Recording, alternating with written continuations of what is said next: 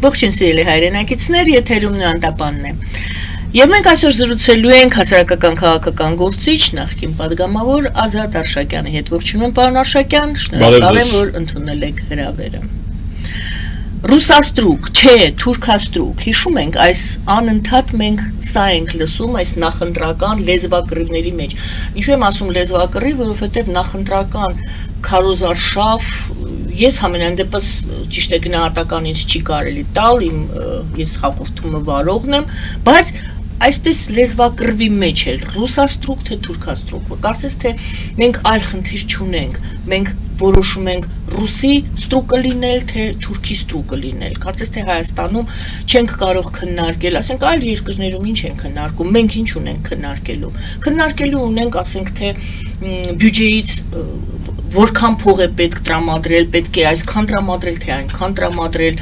նույն գիտությունը զարգացնելու համար, եթե համաձայն եք, փակված եւ երկրի զարգացման համար կենսական նշանակություն ունեցող ֆակուլտետները բացելու, նախարարությունները բացելու, ասենք չեն վիճում տնտեսական այս ռեֆորմի կամ այն ռեֆորմի շուրջ։ Իրոք այդքան վատ է, իրոք մենք խնդիր չունենք, ինչ են առաջարկում մեր քաղաքական ուժերը, պարոն Արշակյան։ Քաղաքական ուժեր ասենք դրանք դիվերսիոն քաղաքական դիվերսիայի կամ հոգեբանական պատերազմի դիվերսանտներ են մեր երկրում։ Մենք ոչ մի անգամ ստրուկ չենք եղել, չկա մեր պատմության մեջ։ Հայ գնահապետից սկսած չի եղել, հայ մարդը ստրուկ չի եղել եւ ոչ էլ ստրկատեր։ Եթե մենք ստրուկ չենք եղել, ուրեմն տերել չենք ունեցել, այսինքն մեր համար դա անհասկանալի բան է, մենք չգիտենք դա ինչ է, ոչ եղել ենք, ոչ ստրուկ ենք եղել, ոչ ստրկատեր։ Բայց համաձայն չեք, որ դրա մեջ է այսօր, գուցե այլ ընտրության առջև քաղաքացին կանգնած, թե էլի նորից ինչքան վիճում են, ասում են, դու թուրքի ստրուկն ես ուզում լինես, նա էլ ասում է, չէ, նա ռուսի ստրուկն է։ Դա ասում եմ, որ դա օրակարգ չի, դա կեղծ օրակարգ է ու ես համարում եմ, որ դա հոգեբանական պատերազմի, հիմա դրան ասում են հիբրիդային պատերազմի տարերից մեկն է, կարծում եմ, որ անհեթեթ մսխում են, ժամանակ են մսխում եւ իրենց հովանավորների ռեսուրսներն են մսխում, չկա այդպիսի բան։ Գուցե մենք սովորել ենք այդ վիճակին։ Գուցե դուք ասում եք ստրկատիրություն չի եղել, մենք էլ գիտենք, որ չի եղել որպես այդպես ֆորմացիա, բայց գուցե մենք սովորել ենք դրան, որ մեր երաշխավորը պետք է ինչ-որ մի երկիր լինի։ Տեսեք փոխենք, մի քիչ փոխվեցիք, եթե դա մասին լինի, հեշտ է փակենք ստրկատիրության խնդիրը եւ դա նաեւ ցույց է տալիս, թե ովքեր են պատվիրատուները այդ դիվերսիայի, նրանք ովքեր որ կամ ստրուկ են եղել կամ ստրկատեր են, այսինքն իրենց աշխարհայացքը տեղափոխում են Հայաստան ու ասում են, որ այստեղ դա չի տեղավորվում։ Հիմա անցնենք ձեր հարցին, հովանավոր ունենալ թե չունենալ, այսինքն մենք նորից կախվածության հովանավորը եւ երաշխավորը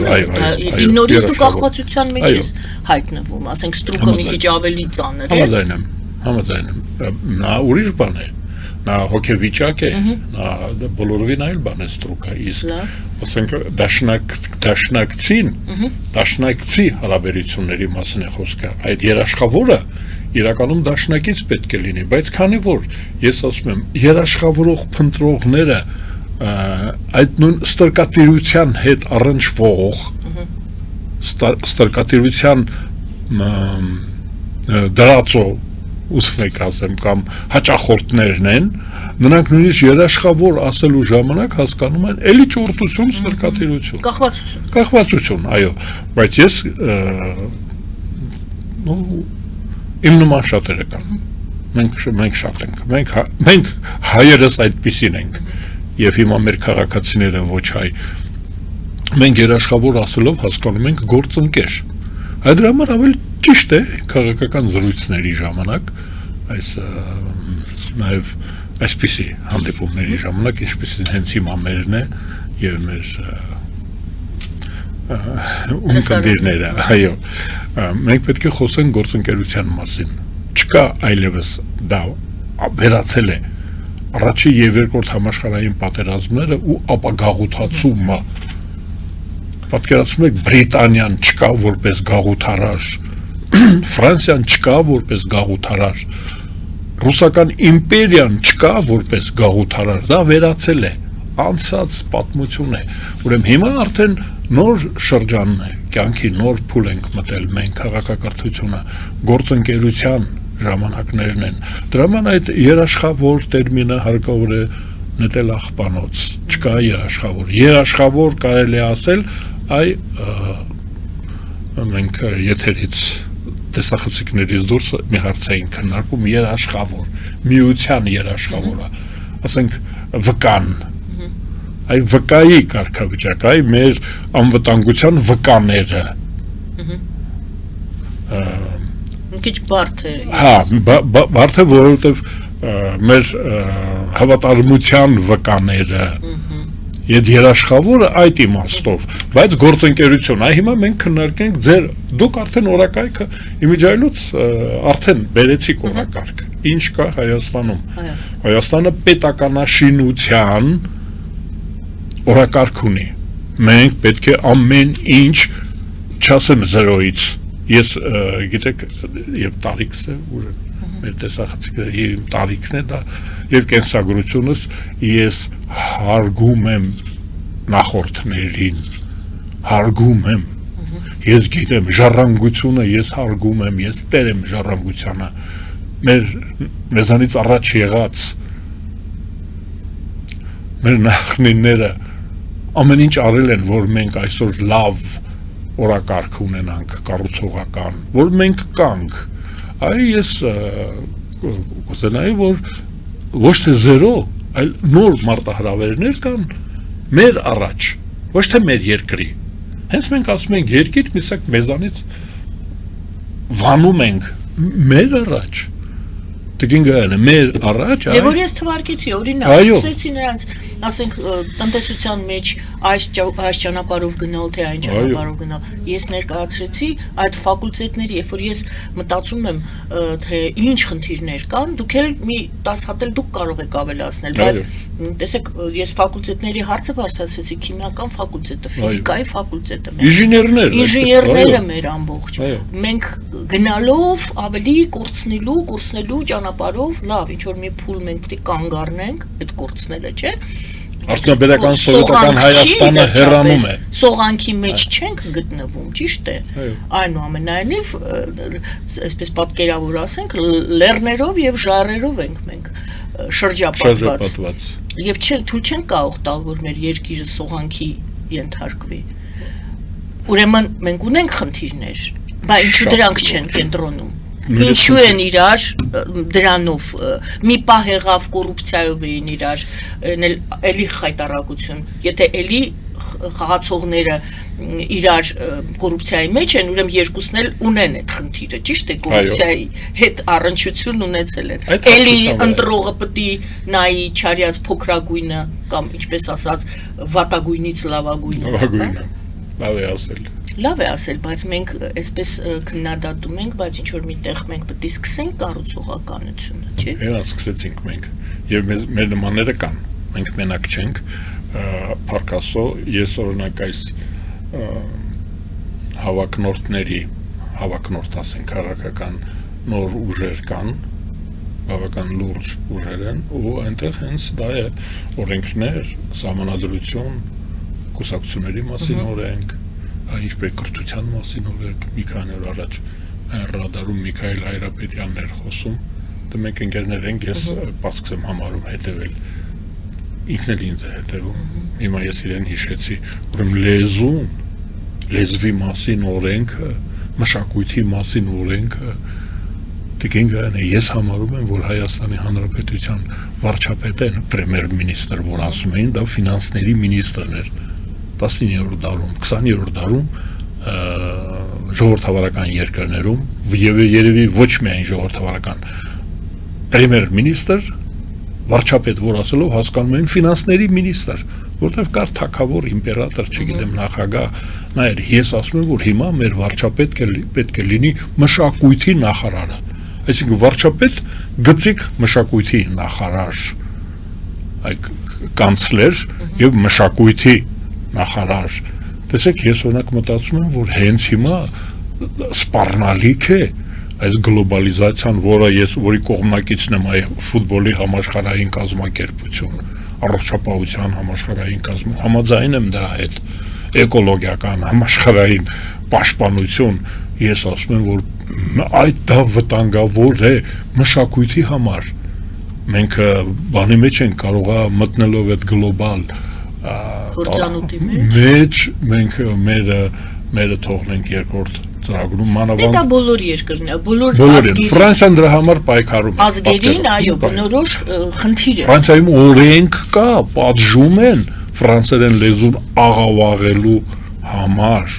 Պատկերացնում եք պաշտպանված Ֆրանսիան։ Հիմա ես կարծում եմ, որ այդ տեսեք օրակարգը այդպեսին պետք է լինի։ Վարչապետը պետք է լինի գծիկով նաև Դե չէ, մեզ մոտ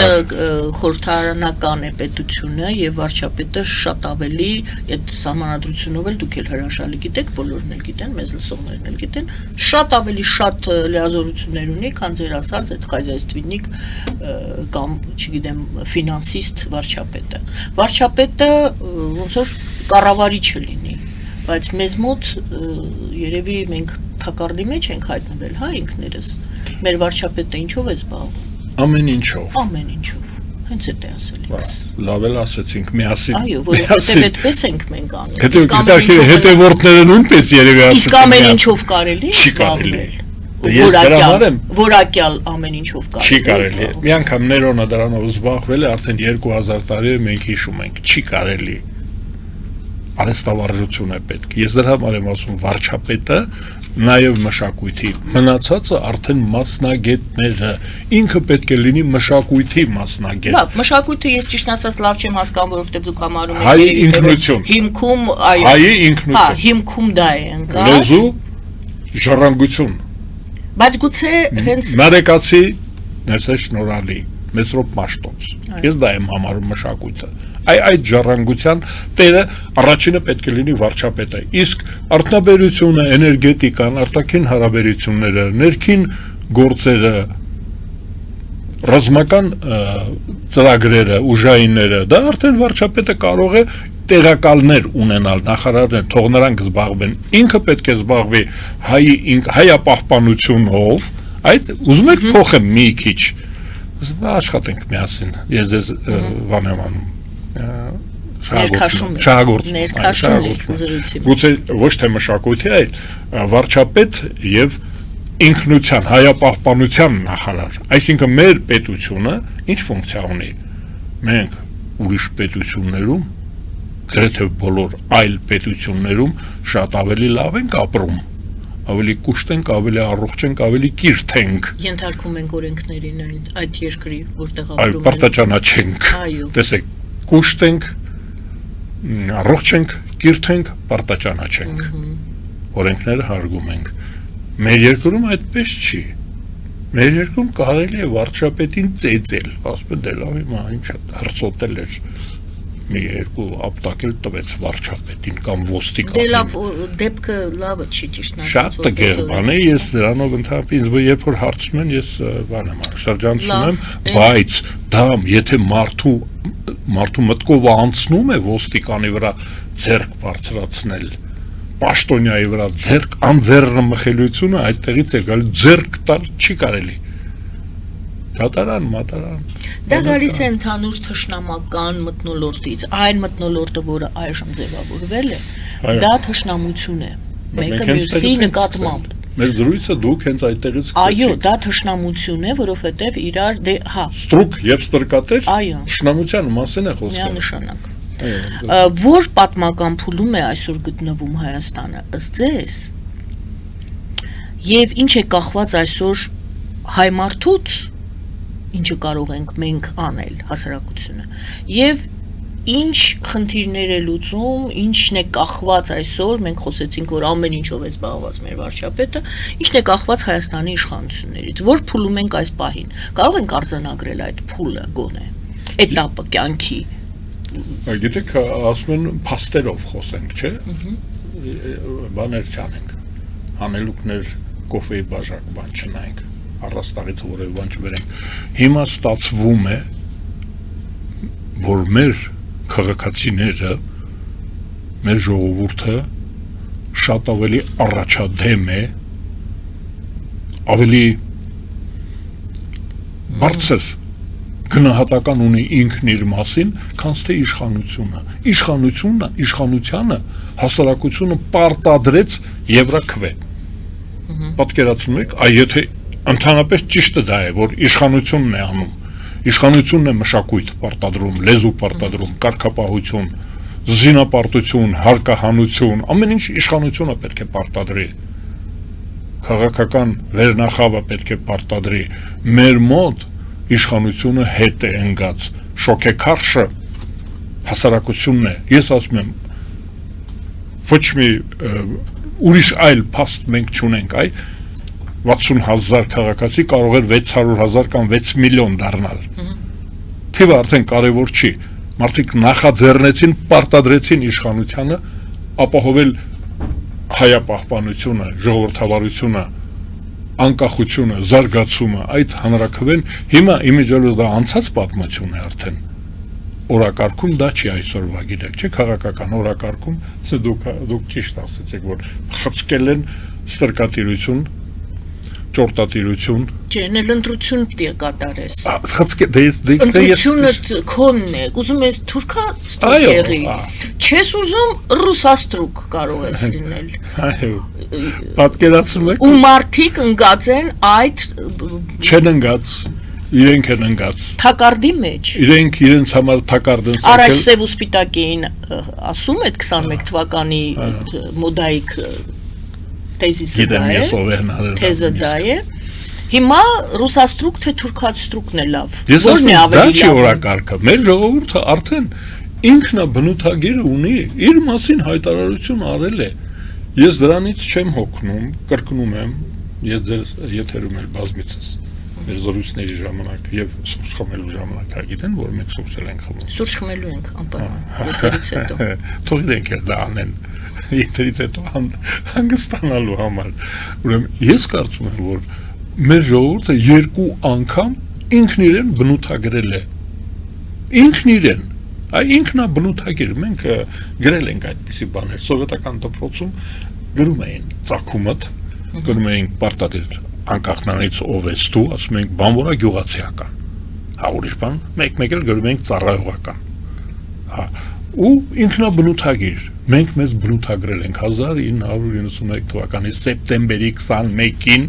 մեր ժողովուրդը ինքն իրեն բնութագրեց, որպես ազատության,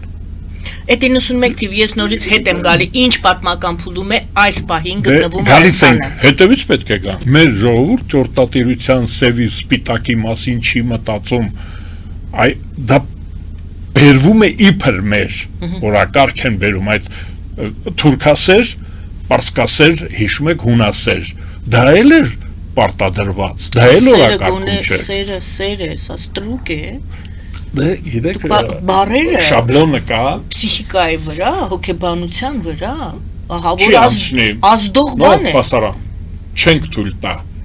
Ոչ նա է, ոչ նա։ Անհանգստությունը, որ ես այդ հարցն եմ բարձրացնում, հենց դա է։ Մենք հիմա գործընկեր ենք, մենք նույն բանն ենք անում, ասում ենք, որ ոչ ստրկությանը, որևէ ձևով, նույնիսկ քրիստոնյա ենք մենք, ոչ մի բան կուրք մի սարքեք, ոչ տեր լինելն է կուրքի արժանի, ոչ ստրուկ լինելը, այսինքն մենք ունենք օրակարգ, մեր օրակարգը գլուխներս բարձր պահելն է, մեր օրակարգը դա է, հիմա դուք նորից հարցրեցիք, ինչով են զբաղված, օրակարգը որն է մեր, ես ասում եմ, մեր օրակարգը պետականաշինությունն է։ Ձեր քաղաքական ուժի? Բոլոր քաղաքական ուժերի, ես դեռևս ես անգամ ձեր մոտ ասել եմ գայթակղիչ բաներ են անում, ինձ գայթակղում են, ես ասում եմ, ես դեռևս հավատարիմ եմ ինքս ինձ, այսինքն կուսակցական չեք։ Չէ, արդեն ես իրոք թոշակառու եմ, ինչ են առաջարկում, այս նայում եմ, ինչ են առաջարկում, այս նրանց կաջակցեմ, որպես աջակից տարբեր կարգավիճակներով աջակից Այ հիմա դուք նոր օրակարգներ եք խոսում, տեսնենք ինչ կա օրակարգում, հայրենիքը կա, թե չէ։ Մենք բոլորս հիմա տարվել ենք պետականությունով, մոռացել ենք հայրենիքը եւ հայրենասիրությունը։ Պետությունը հանուն հայրենիքի է, պետությունը հանուն հայապահպանությանն է, այսինքն պետությունը գործիք է։ Հիմա տեսեք, ինձ պետք է առաջարկվի, տեսնեմ ինչ են առաջարկում, ես ասում եմ, վերևում գրված է հանուն հայրենիքի, այսինքն պետություն, արդարություն, օրինապահություն, օրինազանցություն, մենք մյուս ծուղակի մեջ, պարոն Արշակյան, ասեմ, որ նրա հաջորդ ծուղակը, էլի բոլորը գիտեն, մեզ լսողներն էլ դուք եք, գեղեցիկ, մենք հիմա գեղեցիկ կարող ենք նստել, ես ու դուք գրենք այդ գեղեցիկ բառերը, բայց մի բան է գրել այդ բառերը, առաջարկել, որպես ծրագիր, հա, մեկ այլ բան է իրատեսական ծրագիր կառուցելը, մի բան է գայթակղիչ բառերով գայթակղելը եւ ոչինչ չկատարելը, մյուս բան է իրատեսական ծրագիր ներկայացնելը, ոնց այդ անցումը մարդը հասկանա, որտեղ իրեն խաբում են կամ գայթակղում են, կամ չէ, ինքը տալիս է 2-3 կետ, բայց այդ 3 կետերը իրականանալի են։ Ես կարծում եմ, որ այդ խաբել, կեղծել, գեղեցիկ ու տգեղ շարան կա բառերի, գայթակղել, դրանք լուրջ չեն։ Փաշինյանը համակարգային հեղափոխություն էր անում, համակարգ էր փոխում, հիշում եք։ Հիշում ենք ինչ էր ասում 18 թվականին։ Մուրճը, հեղափոխություն տերմինը, դա նշանակում է, որ փակել անցյալի էջը, սկսել նորից նոր օրենքներ, նոր կադրեր, նոր ծրագրեր, նոր գաղափարներ, նոր մի քիչ առաջ դուք ասացիք, ես այդտեղ մի քիչ բան ունեմ, իրատեսական եւ ոչ իրատեսական։ Ես կարծում եմ դրանք շահկապված են, միահյուսված են։ Երազանքը պետք է իրականացնել։ Այո, առանց երազանքի Համաձայն եմ։ Այո։ Եթե չարամտորեն չէ։ Համաձայն չլինեինք, մենք գործընկեր չլինենք, դուք ինձ չէիք հրավիրի։ Պետք է լինի եւ երազանքը, այո, պետք է լինեն գերխնդիրներ։ Այ տեսեք, ես ասում եմ ոչ թե ոչ իրատեսական, երբ որ ասում ենք իրատեսական, ռեալ պոլիտիկ։ Դա գիտեք, Բիսմարկը հնարել է ինչի համար, այնտեղ թղթեր բաներ են բերել, ծրագրեր բաներ, ինքը ասել է, դա հասկանալի է, թղթերը լավ բան են, գրեք թող մնա, բայց պետք է իրատես լինենք, իրատեսությունը կայանում է պողպատի եւ արյան մեջ։ Բոլոր թղթերի թիկունքում պետք է լինի պողպատ, հրաստես մի Բիսմարկի եւ արյուն։ Դրանով է կյանքը դառնում իրական։ Մենք հիմա եւ արյուն ունենք, երրաբլուր ունենք, եւ պողպատ ունենք, մեր կամքը, ես չեմ ասում զրահապատ մեքենաները, մեր կամքը, մենք կռվում ենք, կկռվենք մեր ազատության համար, մեր ծրագրերի համար, բայց այդ ոչ իրատեսական կոչվածը դա ծրագիրն է, դա երազանքն է, առանց դրա դա կարելի է բարձրանալ, ուզում եք պաթետիկ ասեմ, դա Աստված է, հրաշքներն են, ուզում ասում, նրանք իրար հետ կապված են, մենք չենք կարող լինել այդ կավի մեջ, խրվել կավի մեջ։ Մենք չենք կարող, նորից հետ եմ գալիս, մենք սովորել ենք այդ վիճակին, դրա համար չենք փորձում ճեղքել այդ առատավոր շղթան, մենք սովորել ենք, որ մենք ընդամենը պետք է ընտրենք կողմը։ Ոչ, մենք որ ասում ենք ում նկատի ունենք, մենք հայաստանցիներս Հայաստանի Հանրապետության քաղաքացիները, սովետական Հայաստանի քաղաքացիները, Արմյանսկայա օբլաստի, Երևանսկայա օբլաստի, պարսկահայերս ու թուրքահայերս, հռոմահայերս, հունահայերս, մենք բոլորս միշտ ունեցել ենք մի ծրագիր,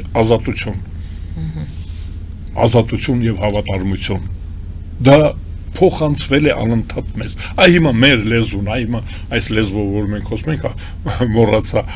Միքայել Հայրապետյանին ասեցինք ազգանուն, ասում էր լեզու, այ ես կգնամ, կձայնս կտամ այն քաղաքական ուժին, ով որ պաշտպանում է հայոց լեզուն։ Ես էլ եմ այդպեսին ասում, այն քաղաքական ուժին, որը պաշտպանում է մեր ինքնությունը։ Ինչ է կախված այսօր հայ մարդուց, Հայաստանում բնակվողներից եւ Հայաստանից դուրս բնակվող հայերից։ Այդ հասարակության հետ կապված հարցը։ Երկրորդն էլ ինչն է կախված Հայաստանի իշխանություններից։ Մենք բազմիցս դրա մասին խոսել ենք նաև ձեր սրահում, որ ես դա պաշտպանում եմ Հայաստանի Հանրապետության քաղաքացիների եւ ընդհանրապես հայ ժողովուրդը առաջանցիկ ծրագրեր ունի, այսինքն հիմա մենք կանգնած ենք փաստի առաջ, որ ժողովուրդը քաղաքացիները ավելի ակտիվ են, ավելի առաջագնաց են, ավելի նախաձեռնող են, քան թե իշխանությունը։ Ես կարծում եմ միայն այսօր չի։ Իմ ես ինչքան որ հիշում, նաև սովետական միության, սովետական սոցիալիստական Հայաստանի իշխանությունը նույնպես պարտադրվում էր։ Մենք միշտ քննարկում ենք, որ պարտադրում է, ով պետք է պարտադրի, իշխանությունը պետք է պարտադրի օրենքներ, մշակույթ, լեզու, վարքագիծ, ծառայություններ, իսկ մեր մոտ դա գալիս է նրանից, որ երկար ժամանակ պետականություն չենք ունեցել, գուցե դա է պատճառը, եւ մեր հասարակությունը, մեր ժողովուրդը պարտադրում է զարգացում, պարտադրում է նվաճումներ, օրինակ, բոլորովին վերջերս Եվրաքվեն պատկերացնում է հասարակությունը նախաձեռնեց եւ պարտադրեց իշխանությանը դիմել Եվրոմիությանը անդամակցելու համար։ Ուղղակի դա մեր ձեռքին կա օրինակ, այս սեղանին դրած փաստաթուղթ կա։ Հայաստանի քաղաքացիները պարտադրեցին իշխանությանը դիմել Եվրոմիությանը։ Դա բնութագրում է մեզ, դրական բնութագիր է, դա շատ լավ է։ Դրանով կարելի է հպարտանալ, բայց շատ ավելի լավ կլիներ, որ իշխանությունը դա աներ։ Իշխանությունը հենց այն մարմինն է, որը որ ընտրվել է, ընտրված իշխանությունը պետք է անի ամեն ինչ, այսինքն դա պետք է օրակարգ ձևավորի։ Բայց դրան պատասխանում են, ասում են, գուցե իշխանությունը ավելի շատ բան գիտի, քան դու, հասարակ քաղաքացի, դրա համար իշխանությունը շատ ավելի զուսպ զգուշավոր է, իսկ դու ավելի խիզախ ես եւ մտածածդ, ցանկացածդ ուզում ես կատարվի։ Ժողովրդի կամքը Աստծո կամքն է։ Ժողովուրդը չի կարող քիչ իմանալ, քան թե իրենից մի փոքր հատվածը։ Իշխանությունը ժողովրդի մի փոքր հատվածն է, ամբիցիոզ, հավակնորդ հատվածը կոչվում է իշխանություն։ Հավակնոտ են ընդամենը։ Եթե ժողովուրդը սխալվում է, բայց փոքրիկ հատվածը, որը կոչվում է իշխանություն, ոնց կարող է ճիշտ լինել։ Այսինքն ժողովուրդ նշանակում է իշխանությունը եւ այդ իշխանությունը ձևավորող ժողովուրդը։ Ուրեմն ես կարծում եմ, որ ժողովուրդը ճիշտ է, երբ որ ժողովուրդը պարտադրում է, առաջարկում է, հրահրում է կամ սանձում է, զսպում է, ժողովուրդը ճիշտ է, իշխանությունը ուղղակի պետք է ժողովրդին ակտիվ պասիոնար հատվածը լինի, որ ինքն է անում, ժողովուրդ հենց դրա համար գործուղել ենք, մենք վարձել ենք իշխանությանը, իշխանությունը մեր ծառան է ժողովրդի, մենք ժողովուրդը ծառա ունի, այդ ծառան